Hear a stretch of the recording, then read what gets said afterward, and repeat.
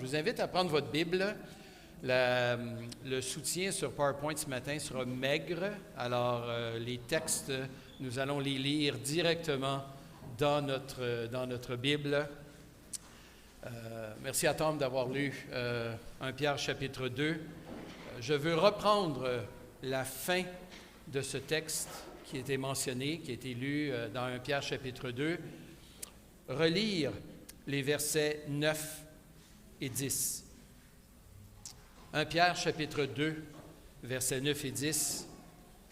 J'aime bien l'épître de Pierre, non seulement parce que je porte son nom, mais c'est une épître qui met l'accent particulièrement sur la résurrection de Jésus-Christ, plusieurs textes qui en parlent, mais aussi, je relisais 1 Pierre hier soir, et puis c'est une épître qui met l'accent sur l'amour mutuel que nous devons avoir. Écoutez, ce n'est pas une option. Le Seigneur nous appelle à nous aimer. Et dans certains cas, ça veut dire pardonner. Dans d'autres cas, ça veut dire se soutenir. Dans d'autres cas, ça veut dire se supporter, au sens de s'endurer. Mais en toute chose, nous sommes là pour démontrer la grâce de Dieu au milieu de nous. Alors, ce matin, ce que j'apporte, c'est une section de ce que j'ai apporté lors d'une conférence à l'extérieur et toute une série dans 1 Pierre. Ça avait été annoncé cette semaine, les ennemis du chrétien. Alors, ça, c'est ce que Louise m'avait demandé de lui donner un titre, elle qui fait les présentations sur Facebook. Mais j'ai décidé de changer. Et plutôt que de parler des ennemis du chrétien, on va parler de notre nouvelle identité collective. Dans 1 Pierre, on trouve deux éléments. Il y a notre nouvelle identité individuelle, mais aussi notre nouvelle identité collective. Alors, ces deux éléments qui nous parlent de notre nouvelle identité, on trouve le volet individuel, le volet collectif. Alors, on a besoin de se faire rappeler ces choses, on a besoin de se faire encourager vis-à-vis de ces choses. Alors, Pierre nous dit, dans 1 Pierre chapitre 2, verset 9, et on ira au texte qui apparaît à l'écran après, vous par contre, vous enfants de Dieu, vous bien-aimés, vous étrangers et voyageurs sur la terre, vous êtes une race élue, un sacerdoce royal, une nation sainte, un peuple racheté, et ceci dans un but, afin d'annoncer les vertus, les qualités, les beautés de celui qui vous a appelé des ténèbres à son admirable lumière. Vous qui, et là on a un écho du texte dans Osée, chapitre 1 et début du chapitre 2, vous qui autrefois n'étiez pas un peuple, et qui maintenant, qui n'étiez pas un peuple, et qui maintenant êtes le peuple de Dieu. Vous qui n'aviez pas obtenu miséricorde, et qui maintenant avez obtenu miséricorde. Prions, s'il vous plaît. Seigneur, notre prière maintenant, c'est que tu parles à nos cœurs, que tu enlèves les distractions de nos vies et que, bien qu'elles nous suivent, parle-nous maintenant et accorde-nous ta grâce dans ces moments précieux où nous pouvons pencher nos regards un petit peu plus longtemps là, sur certains textes. Merci de ce que tu vas faire. Illumine nos cœurs, nous prions. Au nom de Jésus. Amen. Amen. Je ne vous annonce rien en signalant que l'Internet a façonné profondément notre manière d'agir les uns avec les autres. L'anonymat qu'on trouve sur Internet, on peut passer des commentaires sur tout et sur rien, surtout sur rien. On peut parler de choses et d'autres, et surtout d'autres choses, de futilité, mais on peut commenter à peu près sur tout anonymement. Si vous avez un surnom qui ne permet pas de vous identifier, alors on peut dire à peu près n'importe quelle ânerie et s'en tirer. Et il s'est produit une hausse dans l'agressivité dans les dernières années, entre autres parce que, tout le monde se permet de dire à peu près n'importe quoi. On s'exprime en 200 caractères ou moins, ou 400 ou moins, c'est selon le réseau que l'on a. Et il y a aussi il y a une petite expérience qui a été faite par des journalistes lors des dernières élections au Québec. On en a qui s'en viennent, mais lors des dernières élections, ils ont envoyé un commentaire assez cru. Et ensuite, il y a eu toutes sortes de réactions d'un peu partout au Québec. Et en fait, c'était une expérience que ces journalistes faisaient. Ils étaient liés avec des psychologues pour évaluer quelle était la proportion dans les réactions, quelle était la proportion entre le contenu et l'émotion. Et 80% minimum, c'était de l'émotion et non pas de la réflexion.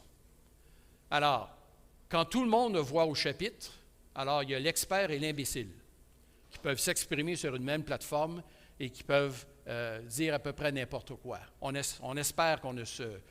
On n'est peut-être pas expert, mais on espère qu'on ne se classe pas parmi ceux du deuxième groupe ici. Mais tout le monde voit au chapitre. Hein? Et les algorithmes ont tout fait de nous rediriger vers ce que nous avons déjà dit ou de nous rassembler avec d'autres du même avis. Ce qui fait en sorte que les réseaux sociaux ont créé une nouvelle forme de tribalisme. Et ce tribalisme, il n'est plus selon les endroits géographiques, mais il est selon les opinions.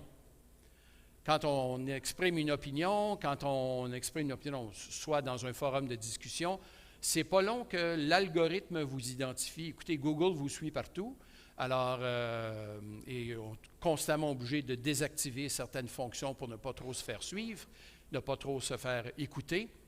Mais on nous suggère des gens de même opinion et de sorte que ça devient facilement des dialogues de sourds dans notre société. Alors, on communique maintenant soit avec ceux qui sont d'accord avec nous ou on s'oppose à ceux qui sont contre nous.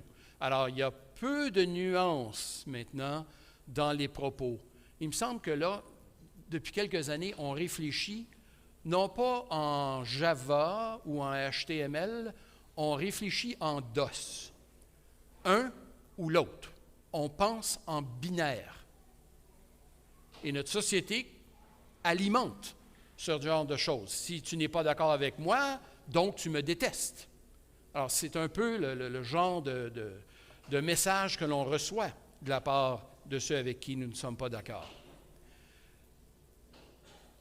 Alors, il se construit des clans, des communautés d'intérêt qui pensent en binaire. Mais je dois dire qu'en tant qu'enfant de Dieu, notre relation avec Jésus-Christ et avec le Père transforme nos relations. Je ne dis pas devrait transformer, je vais plus loin. Ça transforme nos relations. Et j'emploie ici l'indicatif présent à titre d'impératif. Ça transforme nos relations parce que nous sommes de nouveaux individus. Non seulement nous sommes une nouvelle collectivité, mais nous sommes aussi de nouveaux individus. Et sur cette base-là, bien, ce qui nous réunit, c'est aussi nouveau. Alors, nous sommes, par la grâce de Dieu, un nouveau peuple. Nous avons une nouvelle identité. Non seulement individuelle, ça je vais la garder pour une autre fois, mais nous avons une nouvelle identité collective en Jésus-Christ. Merci de changer la diapo.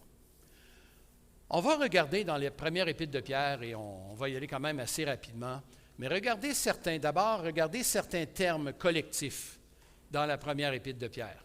Il y a plusieurs termes, soit au singulier, soit au pluriel, mais il y a des termes génériques au singulier qui nous disent que lorsque nous sommes sauvés, bien, non seulement nous sommes en relation avec Dieu, mais nous devenons aussi en relation avec d'autres. Nos relations avec les autres sont changées.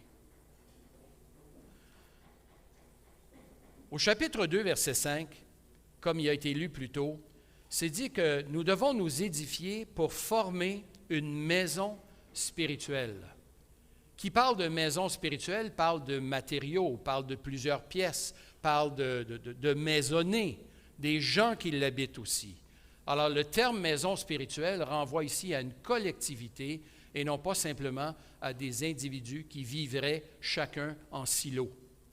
Non, nous formons cette maison spirituelle Ou encore, chapitre 2, verset 5, toujours, l'expression qui est employée, un saint sacerdoce. On aura compris que là, ce sont des images qui viennent de l'Ancien Testament. Et le sacerdoce, c'était quoi dans l'Ancien Testament? C'était la prêtrise. Mais la prêtrise ne se faisait pas tout seul. Il y avait des groupes de gens, il y avait des clans.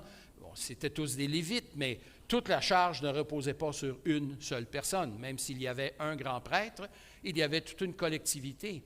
Et le peuple lui-même, dans l'Ancien Testament, est appelé un saint sacerdoce. Le langage vient de Exode 19, on y reviendra un petit peu plus tard. Mais il y a aussi, au chapitre 2, verset 9, un mot au singulier, mais qui renvoie vraiment à une identité collective, verset 9, à savoir, vous êtes une race élue, une nation sainte, un peuple racheté. Alors, nation, peuple, nous renvoie à des éléments collectifs. Mon frère, ma sœur, la vie chrétienne, ça ne se vit pas tout seul. Si tu es bien tout seul chez toi, peut-être que tu préfères, mais tu as besoin des autres et les autres ont besoin de toi. Je peux comprendre que si tu nous regardes en ligne ou en différé en ce moment, il y a peut-être des problèmes de santé graves dans ta vie qui t'empêchent d'être parmi nous. Voyons ça comme étant des temps temporaires et non pas continuels. Parce que nous avons besoin de nous voir, nous avons besoin de nous réunir et d'être les uns avec les autres. Chapitre 4, verset 17, Pierre emploie une autre expression où il dit, c'est le moment où le jugement va commencer par la maison de Dieu. Il parle de la souffrance qui est à venir, mais encore là, l'expression maison de Dieu ne renvoie pas à un bâtiment, mais renvoie à une maisonnée, à un groupe de gens. Et si le jugement va venir sur le monde, eh bien, Pierre nous dit d'abord que le jugement, Dieu va faire un ménage au sein de son peuple, donc sa maison, sa maisonnée. Encore une réalité collective.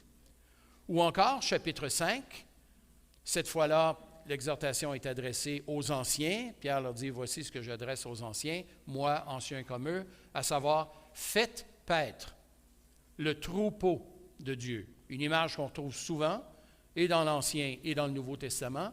Mais un troupeau d'un seul, ce n'est pas un gros troupeau, n'est-ce pas? Alors, un troupeau nous parle d'un groupe et d'une influence les uns sur les autres. Quand on était en Écosse, je me souviens, quand on a vu un troupeau de moutons devant notre voiture, je regarde Karine parce qu'elle était avec nous, on était avec elle à ce moment-là. Et il y avait des chiens là, qui amenaient ce troupeau à traverser. Et il y avait un jeune mouton particulièrement revêche, rebelle. Ça a pris 3 chiens pour le mettre dans un coin et l'obliger à traverser la rue aussi. Après qu'il ait sauté sur le dos d'un des chiens et puis continué à faire sa cavale, mais malheureusement, il n'avait pas compris qu'il fallait qu'il suive le troupeau. Et ça a pris quelques chiens qui accompagnaient les bergers pour le faire traverser la rue. Ça a duré peut-être 60 secondes devant nous, mais cette partie-là, on l'a filmé même. Alors, ça valait le détour. Alors, le troupeau de Dieu nous parle d'un peuple, d'un groupe, mais aussi d'une influence que nous devrions avoir les uns sur les autres. Et finalement, chapitre 5, verset 9, Pierre nous dit que les souffrances que nous supportons, eh bien, nous ne sommes pas les seuls à les souffrir, à les subir, parce qu'il dit résistez-lui au diable, ferme en la foi, en sachant une chose, c'est que vous n'êtes pas les seuls à souffrir. Au contraire, les mêmes souffrances sont imposées à vos frères, au pluriel, vos frères et sœurs dans le monde. Alors, comme chrétien, je ne suis pas tout seul. On connaît le cantique « Non, jamais tout seul ».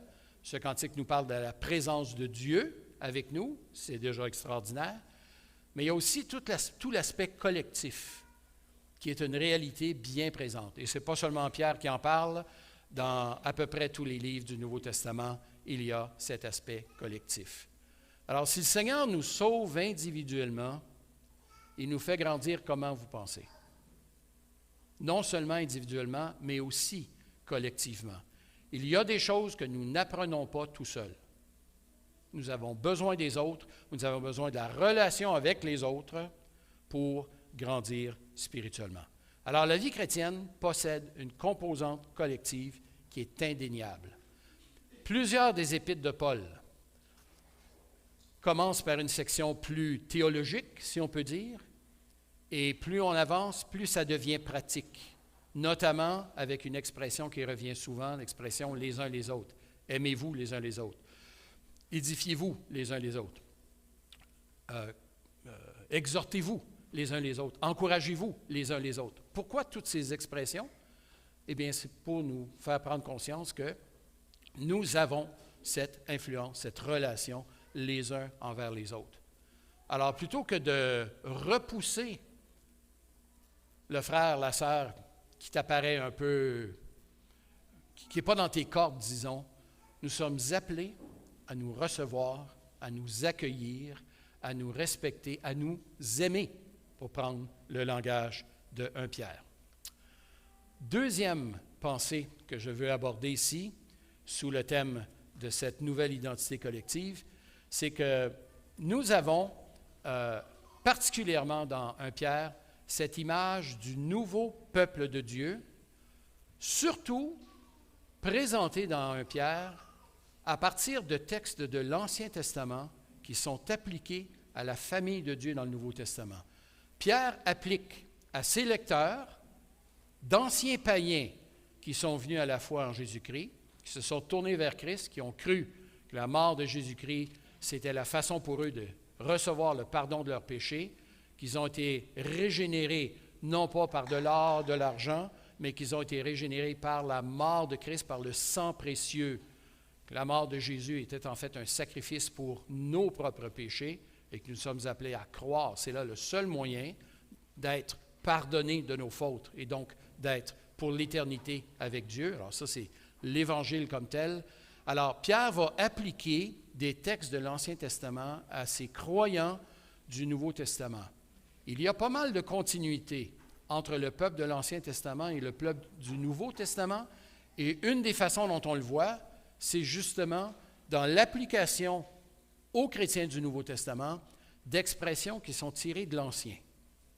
Par exemple, et là on va aller dans d'autres textes que nous n'avons pas lus jusqu'à présent ici, mais au chapitre 1, verset 16.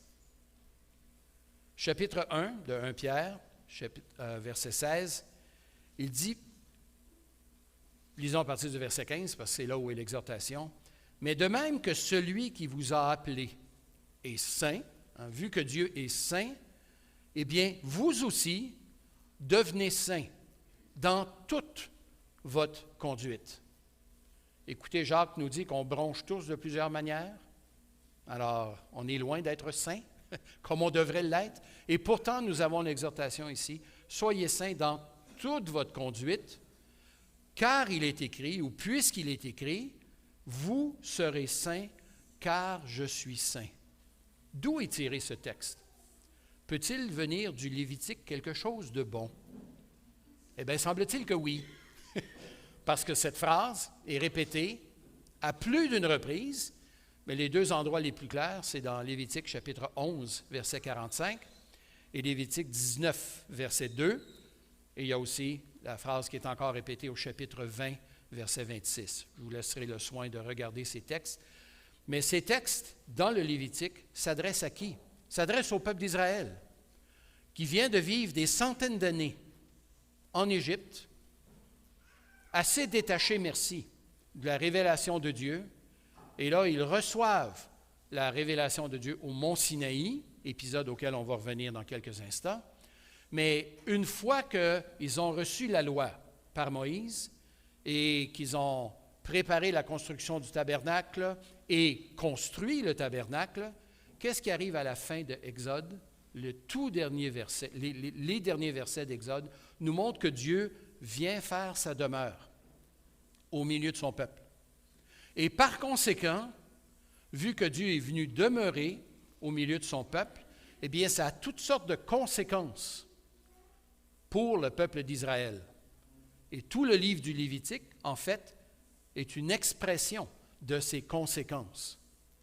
Si vous trouvez pénible de lire le Lévitique, et j'en conviens qu'il y a des sections qui sont longues, avec les sacrifices, puis la graisse, puis le sang, et puis le lobe de l'oreille, puis le rognon, et tout ça. Oui, quand on lit le texte, il y a une certaine lassitude qui peut s'installer. Mais d'autre part, tous ces commandements sont là pour enseigner au peuple que ne s'approche pas de Dieu qui veut, et ne s'approche pas de Dieu de n'importe quelle façon. Dieu est venu demeurer au milieu de son peuple, et par conséquent, ça aura des influences sur l'hygiène personnelle, mais aussi sur la façon dont on s'approche de Dieu. On ne s'approche pas de Dieu les mains vides, il y a toujours une offrande à apporter. Quand on a péché, c'est plus coûteux, et il y a des péchés qui sont collectifs, il y a des péchés qui sont individuels, il y a même des péchés qui ne sont pas moraux. Toucher une bête morte. Pourtant, on doit offrir un sacrifice pour le péché. Alors, certains péchés qui ne sont pas moraux dans le Lévitique. Mais Dieu dit, vous serez saints. Ça, c'est à peu près le dénominateur commun de tous les commandements. Vous avez déjà essayé de voir quel est le dénominateur commun de ces commandements dans le Lévitique? Est-ce que c'est l'hygiène? Est-ce que c'est le mélange de tissus? Pourquoi? Est-ce que c'est question de propreté? Non, en fait, le seul dénominateur commun de tous ces commandements, de l'ensemble, c'est parce qu'Israël est maintenant devenu un peuple saint, parce que Dieu, le Dieu saint, est venu vivre au milieu d'eux. Alors, pour Israël, la présence de Dieu a eu des conséquences majeures. Et bien de même pour nous. Et si nous ne les vivons pas, ces conséquences, si nous ne marchons pas comme nous devrions marcher, eh bien, nous sommes en porte-à-faux avec ce que Dieu désire pour nous. Nous ne jouissons pas de la paix, de l'amour, de la joie que le Seigneur aimerait nous donner. Et nous avons besoin, dans nos vies, de vivre cette sainteté, frères et sœurs. Sinon, on se leurre un peu en pensant, comme mon frère Pierre Cliffel l'a mentionné il y a quelques semaines, certains péchés que l'on tolère dans nos vies. Et on s'habitue à ce genre de choses. Non, vous serez saints, car je suis saint. Le Dieu qui a dit ces choses à Israël est le même Dieu qui le dit à l'Église. Et nous sommes le nouveau peuple de Dieu. Nous sommes, pour prendre l'expression dans Galates, l'Israël de Dieu, le nouveau peuple de Dieu. Il y a une autre expression qui est employée au chapitre 1, verset 19. Lisons à partir du verset 17. Il est dit, « Et si vous invoquez comme Père celui qui, sans considération de personne ou sans favoritisme, juge chacun selon ses œuvres, eh bien, conduisez-vous avec crainte, avec respect envers Dieu pendant le temps de votre séjour sur terre. Vous savez en effet que ce n'est point par des choses périssables, à savoir argent ou or, que vous avez été rachetés de la vaine manière de vivre, héritée de vos pères, mais par le sang précieux de Christ. » Et là, l'allusion qui suit, c'est une allusion à l'Ancien Testament. Comme d'un agneau sans défaut et sans tache. La mort de Christ a été comparée à celle de cet agneau dans l'Ancien Testament, qui devait être offert pour les péchés du peuple. Et maintenant, ça s'est accompli dans la personne de Jésus-Christ. Alors, ces réalités de l'Ancien Testament, en fait, qui étaient une ombre et une image de la véritable réalité qui se trouve en Jésus-Christ, eh bien, elles se trouvent maintenant accomplies en lui. Et l'image de l'appartenance à Dieu avec un peuple qui était mixte dans l'Ancien Testament. Parce que dans Israël, il y avait des croyants, mais il y avait aussi des incroyants. Et tranquillement, on voit apparaître une idée dans l'Ancien Testament d'un reste, un reste parmi Israël. Eh bien, dans l'Église, j'espère qu'il n'y a pas un reste dans l'Église, mais que toute l'Église, c'est le reste.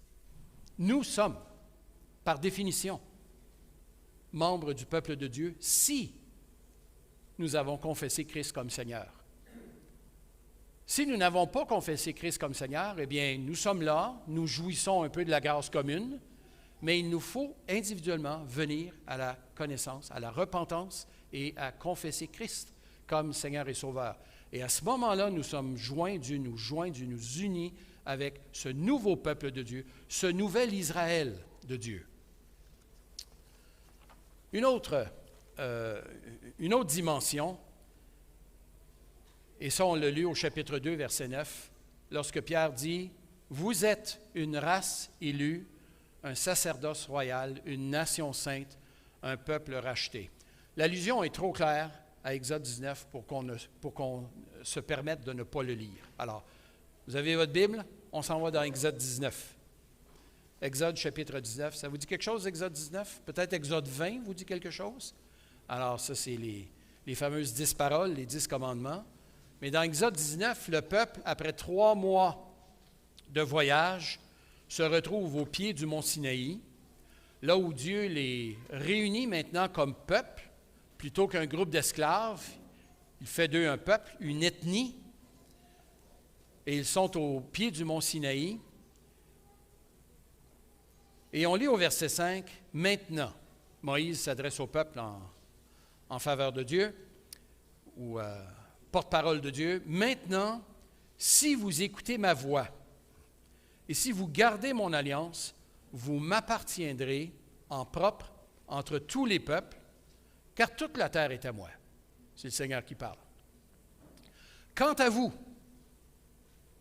et dites-vous, vous serez un peuple, moi je serai votre Dieu, d'ailleurs toute la terre m'appartient, mais quant à vous, vous serez pour moi un royaume de sacrificateurs, un royaume de prêtres. Autre traduction possible, un sacerdoce royal. Ce sont les mêmes mots, une nation sainte. Alors, voyez que les termes qui sont employés pour le peuple d'Israël au pied du mont Sinaï sont employés pour l'Église. Nous sommes le nouveau peuple de Dieu.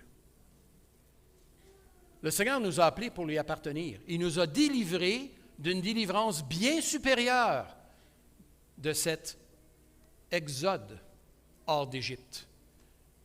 Il nous a délivrés d'un ennemi beaucoup plus puissant que le Pharaon. Mais le péché, le diable, la mort, nos propres cœurs. Et si nous ne voyons pas encore la victoire complète, ce n'est pas parce qu'elle n'a pas été accomplie. C'est parce que le péché est encore présent. Un jour, le péché va disparaître. Il n'y aura même plus de tentation. Mais la victoire décisive a déjà été remportée. Si vous lisez l'Apocalypse, je fais une petite parenthèse, mais vous allez voir que le point central, le moment central dans l'Apocalypse n'est pas la bataille d'Armageddon. Ce n'est pas le grand trône blanc. Continuellement, Jean, dans l'Apocalypse, nous ramène derrière. Il nous ramène à un événement bien précis. À celui qui nous aime, qui nous a délivrés de nos péchés. Comment? Par son sang. La mort de Christ à la croix. Là est l'événement central. Alors, je peux me reposer sur cet événement vis-à-vis de l'avenir. Mon espérance ou mon assurance ne repose pas juste dans ma persévérance vis-à-vis de l'avenir, mais dans la mort de Christ pour moi à la croix du Calvaire. Alors, nous sommes le nouveau peuple de Dieu, encore là basé sur le sang d'un agneau sans défaut et sans tache. Et maintenant, nous sommes appelés, cette race élue, cette nation sainte. On revient dans 1 Pierre, chapitre 3, verset 15, où Pierre nous exhorte à sanctifier dans nos cœurs Christ comme Seigneur. Eh bien, l'allusion là est à Ésaïe, chapitre 8, verset 13, où on lit dans Ésaïe 8, « N'appelez pas conspiration tout ce que ce peuple appelle conspiration. Ne craignez pas ce qu'il craint, parce que c'est l'Éternel que vous devez sanctifier. » Même verbe. C'est lui que vous devez craindre. Et de façon inspirée par l'Esprit de Dieu, Pierre nous dit dans son épître, « Sanctifiez dans vos cœurs Christ, le Seigneur. » Si les Israélites étaient appelés à sanctifier Dieu, c'est-à-dire à le considérer à part et ainsi de vivre comme un peuple saint, la même exhortation s'adresse à nous maintenant, mais vis-à-vis de Christ. Une des preuves un petit peu en filigrane de la divinité de Jésus dans le Nouveau Testament, mais nous avons la même exhortation de sanctifier Christ comme Seigneur, de le mettre à part, parce qu'en lui, en fait, c'est lui qui transforme nos vies. Ce n'est pas nos vies qui se sont transformées toutes seules. En pratique, qu'est-ce que ça veut dire? Troisième idée. Alors, on va changer la diapo. Merci. Qu'est-ce que ça change, toutes ces réalités? Ça pourrait être simplement une conférence que je donne ce matin. Non, il y a des aspects pratiques de la chose. À savoir, premièrement, et là je les donne un petit peu dans le désordre, mais selon un peu la façon dont qu'ils apparaissent dans le texte, le peuple de Dieu, donc l'aspect collectif, est un peuple qui s'encourage à persévérer. Chapitre 3, versets 14 à 16, nous venons d'y faire allusion un peu, à savoir, lorsque Pierre écrit, bon, je suis dans 2 Pierre, c'est pour ça que ça ne fonctionne pas. 1 Pierre, chapitre 3, qui donc vous traitera, vous maltraitera, verset 14. D'ailleurs, quand vous souffririez pour la justice, heureux seriez-vous, mais ne craignez pas ce que les hommes craignent, ne soyez pas troublés, sanctifiez dans vos cœurs Christ le Seigneur, soyez toujours prêts à vous défendre contre quiconque vous demande raison de l'espérance qui est en vous, mais faites-le avec douceur et crainte envers Dieu, en ayant une bonne conscience, afin que là même où on vous calomnie, ceux qui diffament votre bonne conduite en Christ soient confondus. Écoutez, quand on rend témoignage de Jésus-Christ, et surtout dans notre société, on se fait pousser en périphérie, on se fait dire qu'on déteste, alors que c'est par amour qu'on annonce l'Évangile. Mais il serait facile de simplement croire le message du monde, et pourtant, nous avons à persévérer, et une des façons de nous encourager à persévérer, c'est de ne pas rester tout seul. Je ne sais pas si vous avez remarqué, mais les verbes sont au pluriel. Et ce n'est pas un pluriel distributif ici, chacun d'entre vous, là. C'est un pluriel collectif, l'ensemble. Nous sommes appelés ensemble à le faire. Donc, s'encourager à persévérer et non pas se décourager. Des fois, on a des sujets de découragement. Au travail, à la maison, dans nos vies en général. N'en rajoutons pas dans l'Église, s'il vous plaît. Hein? Encourageons-nous, au contraire, à persévérer. Et ça, bien, ça prend des efforts de notre part. Je vous ai déjà ouvert mon cœur comme quoi c'est difficile pour moi d'encourager. C'est difficile pour moi de soutenir une conversation, de soutenir des regards longtemps. Alors, si je vous regarde plus que 10 secondes, c'est parce que je fais un réel effort quand vous êtes en train de me parler. Eh bien, ça demande des efforts. Il y en a pour qui c'est naturel, mais pour d'autres, ça ne l'est pas. Pour moi, ça ne l'est pas. Et ça demande un effort, cet aspect collectif. Alors, peut-être que vous surfez sur la vague tout le temps, puis vous êtes bien dans des groupes et tout ça. Ce n'est pas tout le monde, hein? Et ce n'est pas tout le monde qui a cette facilité d'encourager. Mais la solution, ce n'est pas de rester chez nous, ou ce n'est pas de toujours se taire. Non, c'est de pratiquer, d'y aller avec des encouragements, de féliciter, de remercier. Mon épouse a la fâcheuse habitude, non, la bonne habitude de remercier les gens pour ce qu'ils font. Hein? On est en voyage et puis elle remercie la personne qui ramasse les poubelles. Elle le remercie pour son travail. Les gens se sentent tout mal. Ils ne sont pas habitués de se faire remercier pour ça. J'aimerais dire, quand on se fait donner une contravention, de remercier le policier. Bon, j'espère que ça n'arrive pas, non pas de ne pas remercier, mais d'avoir la contravention, mais de remercier. Et c'est drôle, chez mes 4 enfants, je ne leur ai pas enseigné ça, mais là, ils sont là, puis ils remercient les gens pour leur travail. Puis je leur dis, ça, ils n'ont pas appris ça de leur père. Mais là, le père a appris de son épouse. Hein, moi, je fais ce qu'il est dit dans la parole de Dieu, écoute la voix de ta femme. Dieu a dit à Abraham, alors dans ce domaine-là, alors je l'écoute. Alors, oui, soyons des encouragements les uns pour les autres. Félicitons, encourageons, bénissons le Seigneur. Quelqu'un nous demande de prier pour lui pendant la semaine, priez avec lui tout de suite ou avec elle tout de suite. C'est un encouragement, ça aussi. C'est aussi, le peuple de Dieu est un peuple qui couvre la multitude de péchés. Chapitre 4, verset 8.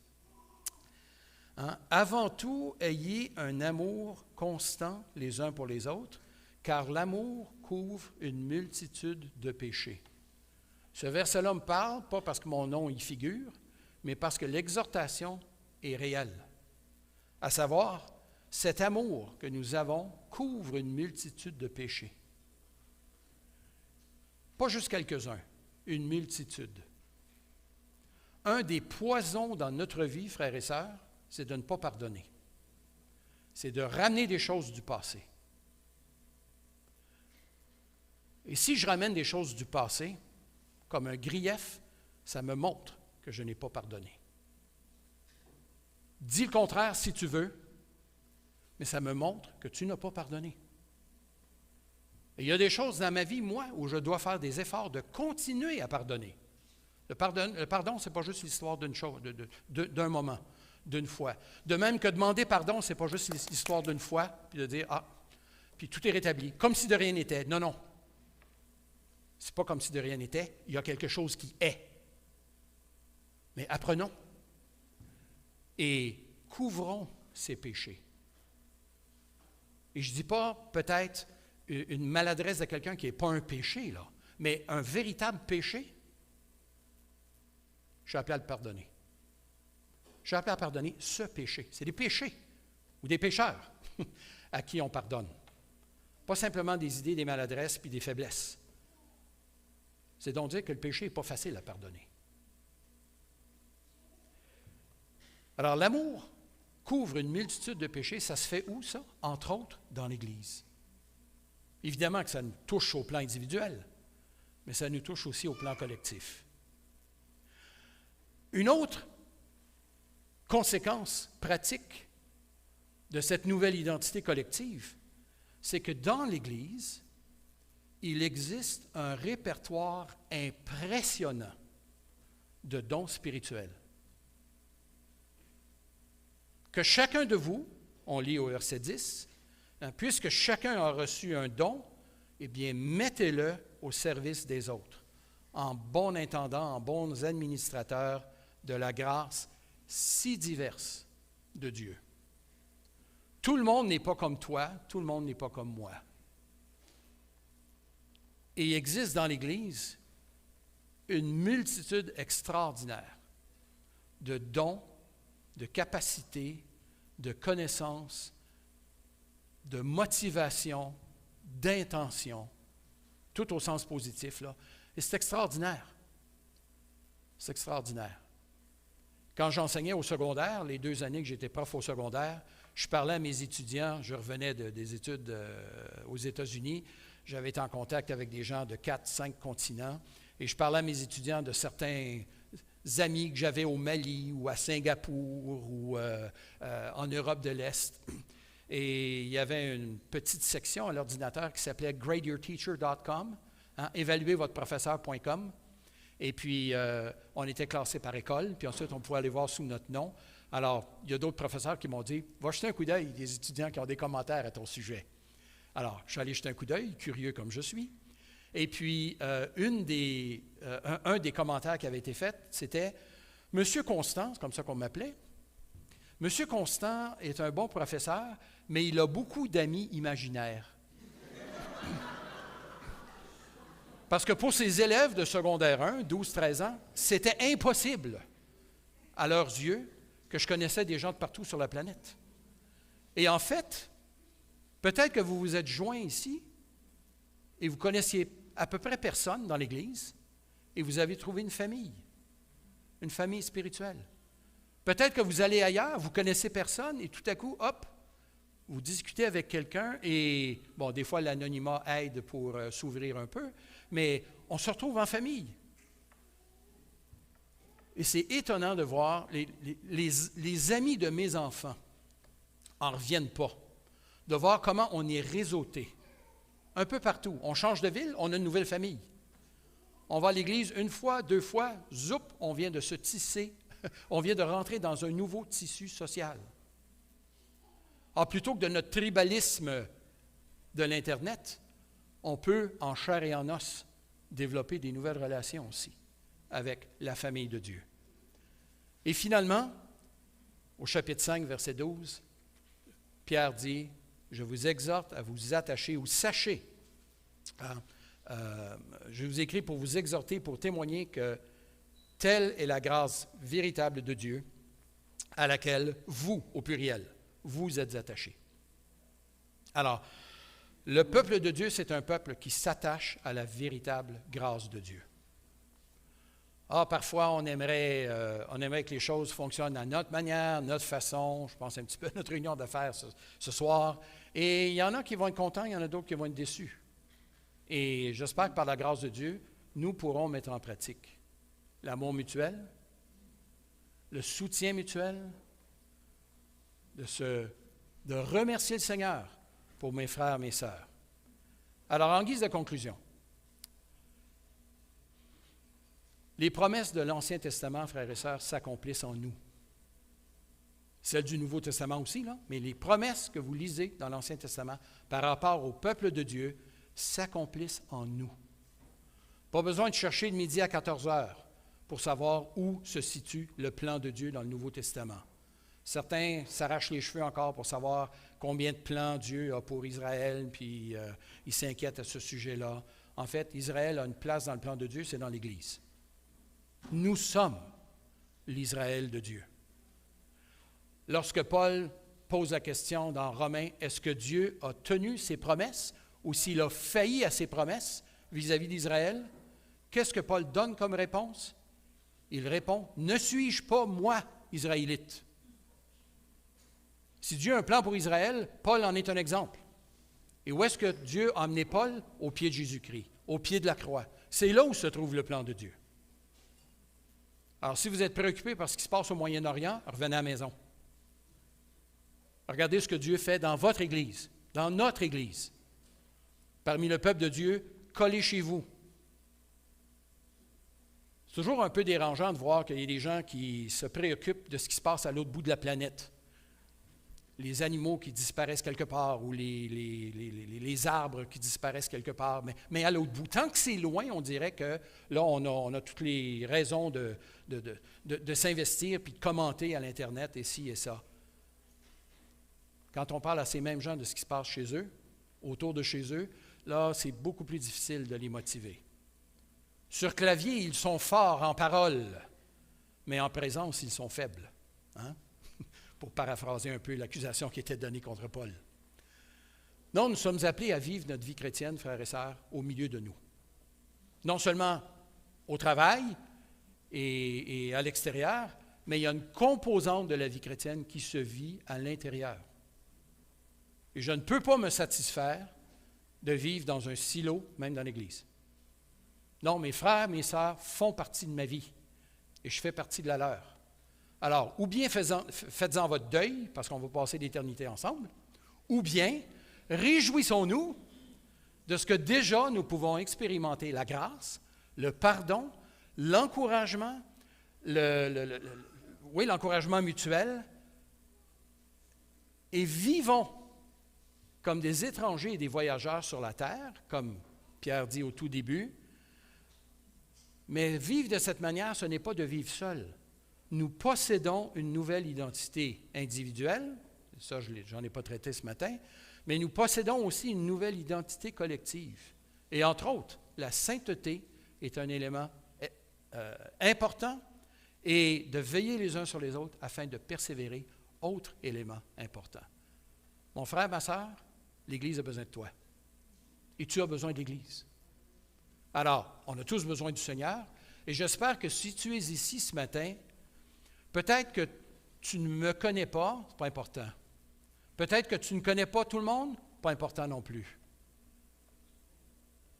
J'espère au moins que tu connais une personne, ici, et encore plus important, que nous connaissions tous la même personne, la personne de Jésus-Christ. C'est lui qui nous unit, et c'est lui qui va nous amener à marcher ensemble. Alors, frères et sœurs, serrons les rangs et marchons à sa suite, dans le pardon mutuel, dans l'encouragement mutuel, dans la sainteté. Que le Seigneur nous aide. Ça ne viendra pas tout seul, et nous avons besoin les uns des autres pour ce faire. J'invite Pierre pour le repas du Seigneur.